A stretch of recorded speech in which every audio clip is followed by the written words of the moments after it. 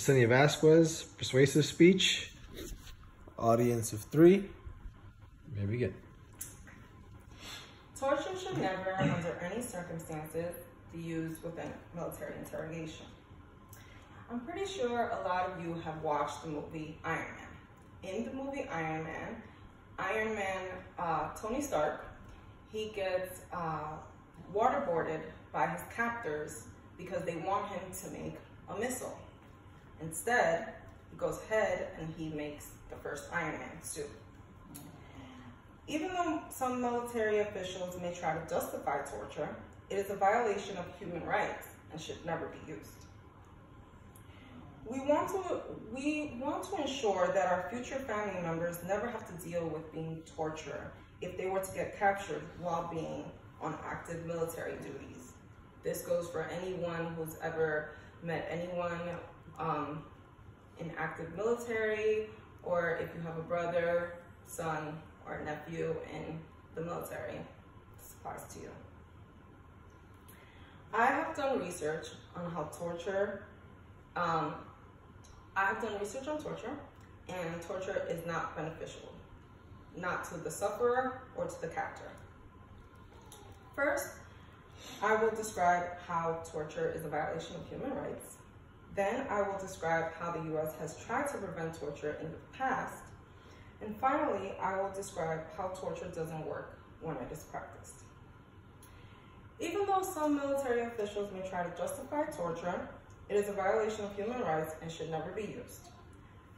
Although torture is one of the most common forms of human rights violation, it still exists. As per Mr. David Lubin explains in his 2009 journal article, Human Dignity, Humiliation, and Torture, human dignity is defined as the right of a person to be valued and respected for his or her own sake and to be treated ethically. Torture is an attack on the very essence of a person's dignity.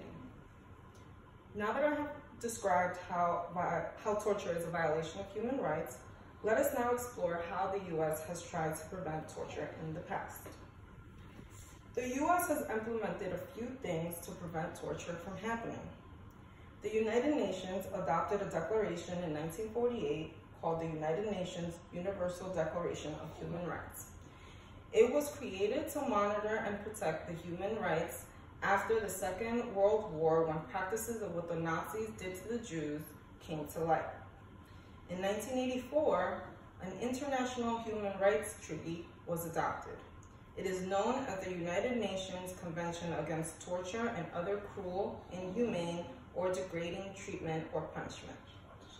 This convention requires states to take effective measures to prevent torture in any territory under their jurisdiction and forbids states to transport people to any country where there is a reason to believe they will be tortured. Organizations like Amnesty International are dedicated to protecting those rights and exposing it when it happens through detailed research. They dedicate their time, effort, and resources to help those who have been tortured. Knowing that there have been some measures to prevent torture is somewhat comforting, but there are some research that shows that torture is actually ineffective. According to Sarah O'Mara's book, Why Torture Doesn't Work, The Neuroscience of Interrogation, torture is ineffective in accordance with the human brain. The brain reacts to certain stressors like extreme temperatures, starvation, thirst, sleep deprivation, and immersion in freezing water, and may cause the sufferer to produce information that is deeply unreliable, which defeats the purpose of what the defenders of torture are trying to accomplish.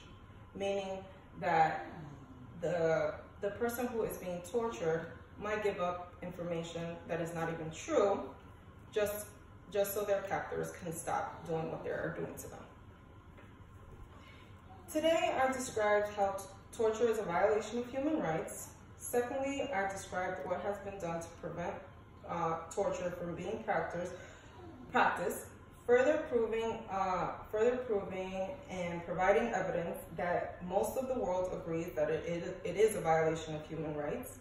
And finally, I gave an example of how torture can do just the opposite of what defenders of torture are trying to accomplish. Violence is not always the answer. We need to lead by example so this can stop happening throughout the world. Thank you.